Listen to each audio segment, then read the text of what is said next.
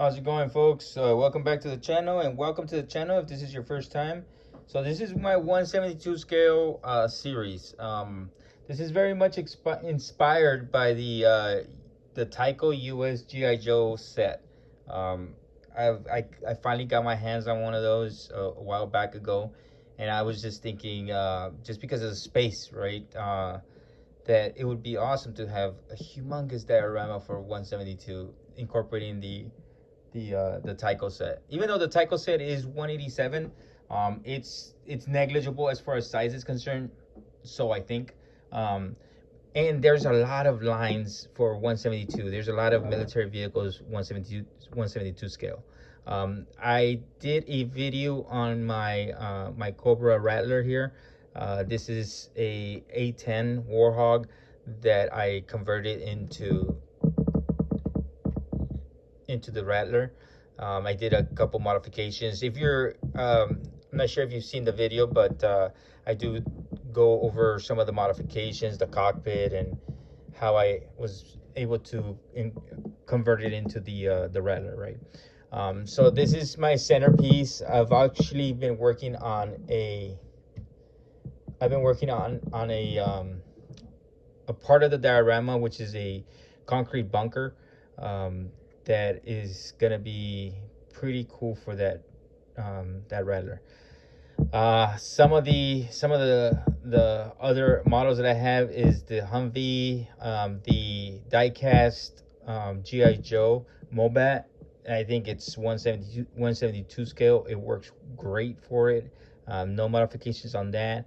I'm looking for modifying one of these Humvees, one of these 172 Humvees into an RC. Nowadays, they're making very affordable 176 scale RCs, and it would be pretty cool if I could take one of those apart and then incorporate it into the body of the Humvee, just so it could go along with my diorama, my 172 diorama. That's in the future. They are kind of pricey still. They're about 75 at the lower range, 140 on the higher range, and it's a big gamble for such a small vehicle that I'm gonna end up destroying. So it's one of those expensive experiments. So I'm still kind of waiting it out to see if I could get my hands on a cheaper one, or if hopefully that price drops, at least in the $40 or $50 range. Fingers crossed. So yeah, that's one of those feature ones. I did want to highlight a little bit of the 172 scale Littlebird here. I am still working on this one. As you can tell back here, this tail rotor isn't painted yet. Pretty close to being done with it. I do want to modify it in order for it to be kind of like a Navy SEAL quick reaction team, having a couple figures sitting on the bench, but I have to actually make the bench for this model. This is a pretty neat model. It's so small, but I was able to make some modifications that I wanted to do. It is a static model, so this is an upgrade for the rotor blades to go through. You can't see it, or you can barely see it. There's a cylinder here. That's an add-on that allows these rotors to actually work, and I'll show you in a minute. I did want to make this freestanding in order for me to elevate the playability. So sooner or later, I'm thinking maybe 10 years down the line here, whenever I get that huge diorama going, I do want to be able to move this around, maybe even put it on the train, being transported, or I can move it around the diorama whenever I want. So I did want it to be detachable. So I did also want to make a base for it in order for it to actually take advantage of that modification here. So that cylinder is actually a motor. It's a very tiny motor. It was actually a motor that was intended to vibrate. It's a piece of some kind of toy line or something that I found, and I was able to harvest that little motor.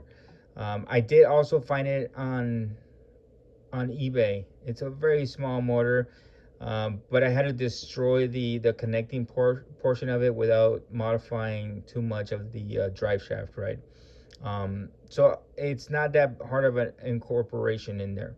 So with this base, I'm not sure if you could tell here, but this part here is a part that I found at Goodwill.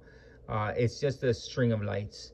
The cable runs through here, and this little helicopter attaches to it, and then once it gets attached, then we're able to go ahead and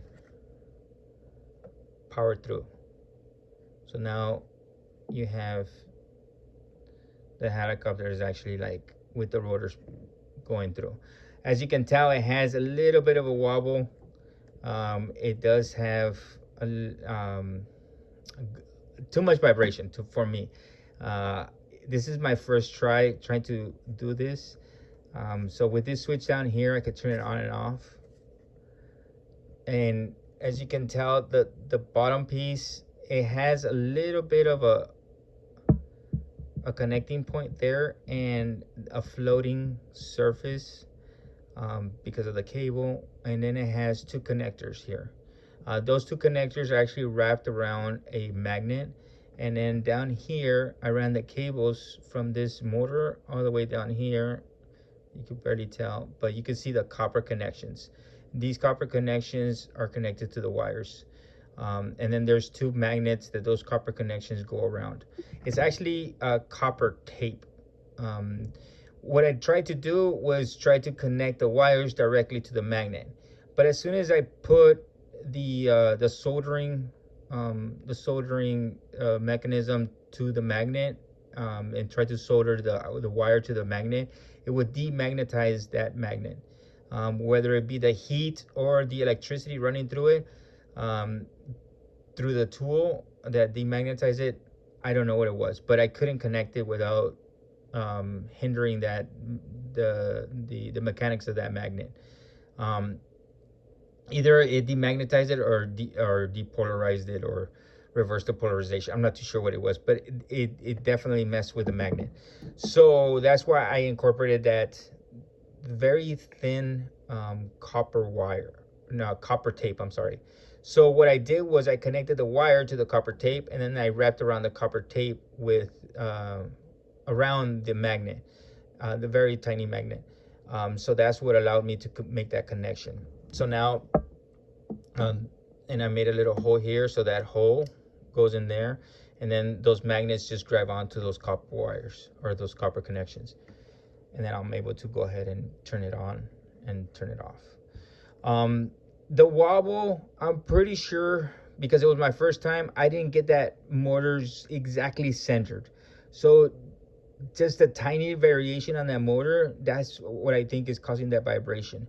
I'm trying to solidify this base, but then at the same time, I also wanted to be able to move in order for me to, like, again, playability, right? So I don't really want to, but it's something that I might want to consider, but I don't know yet. I might just make another one, or I might just, let it be as is and let that wobble be. We'll see. We'll see what I decide. But yeah, this is my first try on this.